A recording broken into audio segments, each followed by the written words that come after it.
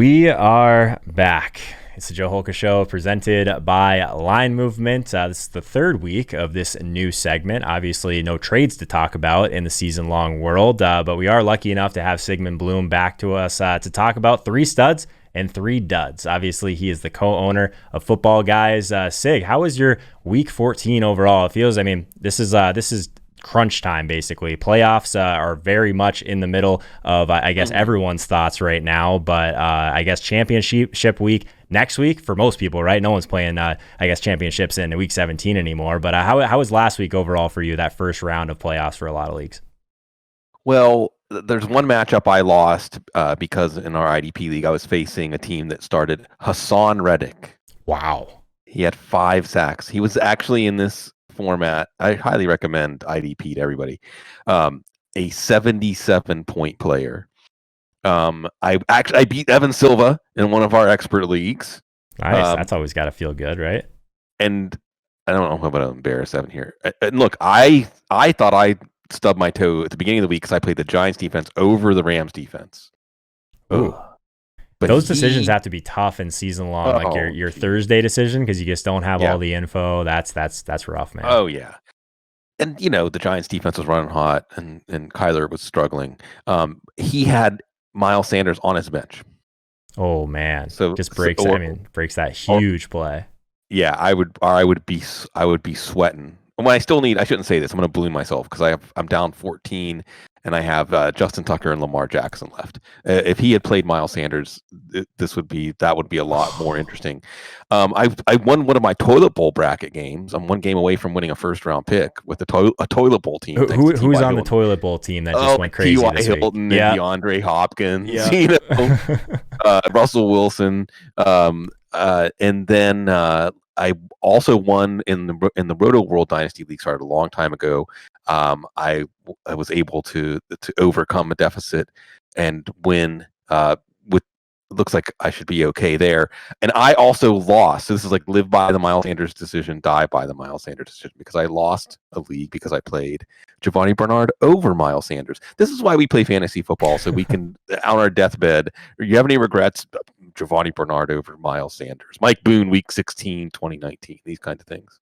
Yeah, I guess on my tombstone, it's just going to say faded Derrick Henry against Jacksonville at 30% ownership in tournaments and then just got absolutely buried. But I was on tilt so much that I ended up playing the showdown slate. So if anyone's watching this video later on the week, you haven't checked out the review from last week, obviously taking down that showdown contest for nearly 60K.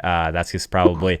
I don't know. I guess I'm allowed to take a couple victory laps today, but there's a good story involved as well, as 2 of my biggest hits ever actually were on the shoulders of Stephon Diggs. So now I got to go buy a Buffalo Stephon Diggs jersey now. So that'll be good. Overall, what's that? And jump on a table. Yeah, exactly. So, we're going to talk through some relevant players for week 15, fantasy football and DFS, of course, that we might be especially high or low on. So let's just jump into it here, Sig. So your first stud of the week, J.K. Dobbins. This is a name I don't think we've talked about yet this year. So let's see what are your thoughts on him overall? We'll get him in this game tonight, but J.K. Dobbins. Yeah, and of course there'll be some extra data, another data point for tonight, but it's because it's Jacksonville. I would expect that Baltimore can control this game, and maybe this can be where we get J.K. Dobbins to have some extra run. We've seen Jonathan Taylor come on and start to fulfill those wishes. Cam Akers start to fulfill those wishes. Is it random? I don't know, but I think these young running backs who have been used not to their fullest potential have fresh legs now, and this can be their time to shine. So I normally kind of stay away from some of the narratives, but you got me on this Belichick Patriots defense against Herbert a couple weeks ago. So it sounds like we're talking about your first dud of the week, Tua against this same Patriots team. Is it just a Belichick versus rookie type of thing, or is there something you saw in Tua that you didn't like last week? It's that, plus it's that he's probably going to be without Jakeem Grant, Devontae Parker, and one Mike Gesicki. Now, that being said, maybe the real lead is buried here, Joe. Maybe it's Lynn Bowden. That's your key to your GPP lineup, depending on how this stuff shakes out. or Durham Smythe or Adam Shaheen, that there's somebody in this game. Chances are the score of this game is going to be like -6 to -3 or something like that, though. Patreon. So $1 per month, 25 cents per week. We're going to keep talking about it because we're really trying to build up our Discord chat community. A lot of people in there talking DFS, fantasy football, betting, whatever it is. Basically, just everything that's happening in the chat right now. You guys can continue this off stream. So it's as cheap as it can be to where I can still provide a bunch of cool prizes for you guys. We do a $30 Amazon gift card to the winner of our weekly DraftKings tournament, but also just announcing it this week. The cool part about this is that for every rating and review that I get on Apple Podcasts, I'm going to add $1 to the prize pool for the Super Bowl. So we just had this big showdown hit. We want to keep this thing rolling throughout the playoffs, start doing a little bit more showdown stuff with the community. So just take a second, steal your parents' phone, steal your friend's phone. If you've already done it, just keep adding to that prize pool. Hopefully I'm sitting there paying out a big pot for the Patreons for the Super Bowl. So it'd be really cool. 15 to 30 minute live stream directly before kickoff, not on YouTube, only for the Patreons. And then we do have an NFL Red Zone stream room where you can go in there, sweat the games with the group. All right. I'm on board with that, Dud, for sure. I've been very light on Tua so far. I think it probably has something to do with just how much I like Fitzpatrick overall. I've just been stubborn with the Tua play. So I was in there for the blow up spot last week. But your next stud, I've definitely been on board with a lot this year. Keenan Allen. So what do you like about this spot in week 15? Well, it's a Thursday night game, so now we're going to get more showdown slate content. Mm-hmm. It's the Raiders, and the Raiders have just been hapless. Sam Darnold had a good game against them. Jameson Crowder scored twice. I think this could be, and plus Mike Williams is hurt, so that narrows the target tree a little bit. Maybe the answer here is Austin Eckler. Probably not Hunter Henry. Maybe it's Justin Herbert. But you would expect this game to be a high-scoring game. You wouldn't expect it to feature a lot of defense. And it just seems like Keenan Allen having one of his biggest games since it was a routine. Before Austin Eckler came back, it was routine for him to have big games. You would think after what T.Y. Hilton did yesterday, it just seems like somebody in this Chargers offense is going to go off on Thursday. Yeah, that matchup couldn't be much better. Right? We just saw that game completely go nuts last week. I haven't been like attacking the Raiders defense, but I feel like I probably should have been at times this year. So Keenan Allen, he's definitely got a pretty steep price tag on that showdown slate overall, but we'll get a little bit deeper into that on Thursday. Sig, you teed me up for it. We have a new show on Thursdays, so it's at 7 p.m. Eastern time, walking through the showdown slate. Everyone wants the answers to the test. What captain do I play? All that stuff. So maybe we're considering Keenan Allen this spot. So I like that quite a bit. Your next dud. It sounds like you don't think Russ is going to be cooking this week overall. We've seen it go back and forth a little bit. The price tag's there. Everything, is in line. But I don't know. The Russ thing scares me. I think I just have a little bit of recency bias there after last week, though.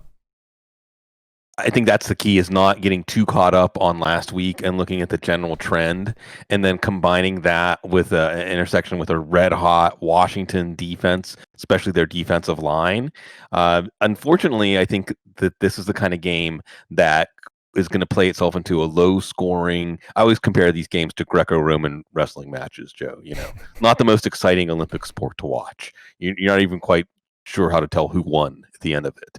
And I think that's the kind of game we could get. I think the Seattle Pete Carroll is more than happy to go back to a balanced offense with Carlos Hyde and Chris Carson. And it was really just how bad the Jets defense is. And this is where we get back to it's a bounce back week for Goff and Kupp and Robert Woods and Cam Akers. Not that Akers is bouncing back from anything. The point is we're following that Jets defense, but we're also adjusting the results against the Jets defense when we're evaluating that team the following week. So I wouldn't be surprised if against Washington, Seattle goes back to being a boring offense, cooking a high school cafeteria or hospital, whatever one you want to pick.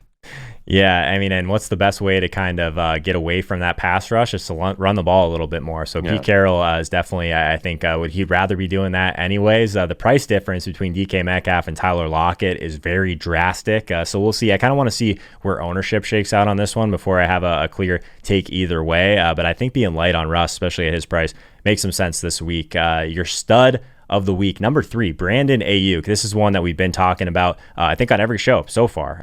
Just he has the Debo role, but still is like getting the type of other volume that maybe Debo doesn't always get. Brandon Ayuk, man, I did 17 targets last week, something crazy like that. Right. I looked at it earlier today. That's wild. But your stud number 3. And it could have been even bigger if Nick Mullins was a little more accurate. Easily could have been well over 150 yards in this one, maybe a touchdown.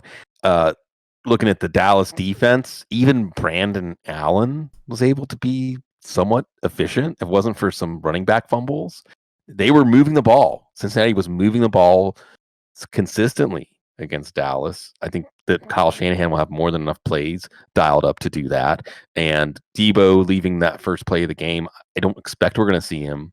The other thing you need to look at too is Ayuk going into last week. I feel lucky that I saw this, that going into last week, since week 8, and yes, Ayuk had only played 3 games since week 8, between week 8 and week 13 because of COVID and buys. Only Tyreek Hill and Devontae Adams had outscored him in fantasy leagues at wide receiver. So he was already playing like someone that you must play. I don't know where his pricing was last week compared to his peers, but even if his pricing is up in the top 20 or 15 wide receivers, he's been producing like a top 5 wide receiver. He set up with the matchup. He set up with opportunity. However, also use this opportunity to say, maybe this is a Jeff Wilson 2 or 3 touchdown game. Maybe. So sprinkle that in there. Just like 2 or 3 little droplets of Jeff Wilson somewhere, just in case, because he's known to do that. Sig, don't put that evil on us, man. Not going into week 15, man. So I'll say this, the data backs up everything you're saying, right? So one of my favorite metrics at the wide receiver position is weighted opportunity rating. It takes into consideration target market share, but also air yards. The only wide receivers over the last 4 games that have a higher weighted opportunity than Brandon Ayuk, Calvin Ridley, DK Metcalf, DJ Moore, and Michael Thomas. So that the target share is there, just the valuable touches overall. So I'm on board with that one. Normally a guy that we're talking about in terms of weighted opportunity, I think there's a chance that some of these air yards are a little bit more empty than others. So your last dud of the week, Sig, Chark. Is DJ Chark, is he a guy that like we can go back to in this spot? It sounds like you want to be off him this week though. Yeah, and that's exciting to have Gardner Minshew back out there. Mm-hmm. So there's something there. It's not a great matchup with Baltimore. The thing we got to remember is before Minshew went out, Chark was publicly calling him out, was unhappy with him, and it isn't like the connection was there whenever Minshew came in yesterday. Actually, it was Keelan Cole. So this is another switcheroo, right? I brought up TJ Chark because I really want to bring up Keelan Cole. Mm-hmm. He scored 3 out of the 7 starts Minshew had before he was benched. He scored the only touchdown Minshew threw yesterday. He had a 6 for 143 game with Minshew. I don't know exactly where his pricing is going to be, but I doubt it's going to be adjusted for the fact that this year, at least, Cole's been Minshew's guy. Yeah, Cole seems he's like these Jacksonville guys are similar to the Jets guys in DFS sometimes because they never really get priced up. We saw Robinson literally just sit there at like 6,500 and getting all the volume in the world for weeks and weeks. Right. It's the same thing with the wide receivers. So I think Keelan Cole is an interesting kind of punt option on this slate overall. But Sig, 3 studs, 3 duds. If you're in the comments right now, if you've already tossed a like on this video, if you've already subscribed, the best way to support what I'm doing here is let me know who your favorite stud and your favorite dud is in the comments. We'll try and get back to you guys throughout the rest of this week when we get some ownership data, that sort of stuff. We'll see you on Thursday. Of course, we'll talk through that Keenan Allen captain play a little bit more. But Sigmund Bloom, everyone, make sure you follow him on Twitter. He's at Sigmund Bloom, obviously the co-owner of footballguys.com. They probably got you to the playoffs, and they're going to get you right through the playoffs from a season-long perspective, right? So, Sig, always a good time talking some football. Best of luck and all the playoff implications you have going on in Week 15, and we'll talk to you soon. Always enjoy it, Joe. Congratulations. Thank you.